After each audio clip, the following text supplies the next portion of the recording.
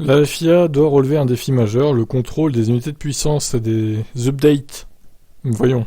Le développement des moteurs de la F1 est maintenant complètement gelé depuis plusieurs mois. Ainsi, au cours des prochaines années, les fournisseurs de moteurs ne seront pas autorisés à faire des mises à jour qui apportent de meilleures performances. Seuls les modifs liés à la fiabilité seront autorisés. Mais dans quelle mesure la FIA peut-elle contrôler la distinction entre les deux?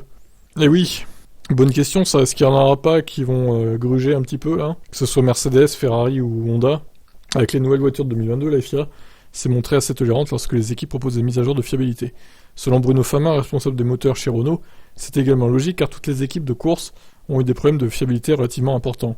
Il s'attend et espère que les contrôles de la FIA deviendront plus stricts à partir de cette saison. En effet, il existe des pièces des moteurs pour lesquelles il est difficile de séparer la perfo de la fiabilité. Le sujet est compliqué, nous ne pouvons pas dire si derrière un problème de fiabilité se cache souvent un gain de performance. La frontière est mince entre les deux. Le grand patron a expliqué que lorsqu'il y a un problème avec une pompe à eau, il est tout à fait clair qu'il s'agit d'un problème de fiabilité. Après tout, une nouvelle pompe à eau n'apporte pas de gain de performance. Mais si tu dois changer le matériau des segments de piston, alors cela peut changer la question, car tu peux pousser ton moteur davantage et donc viser de meilleures performances. Alors où est la limite? C'est pas clair. Et comme d'habitude, en Formule 1, il y a des zones d'ombre, des zones grises, et certains vont s'y engouffrer, ça c'est sûr. On verra qui. Qu'est-ce que vous en pensez vous? Ciao.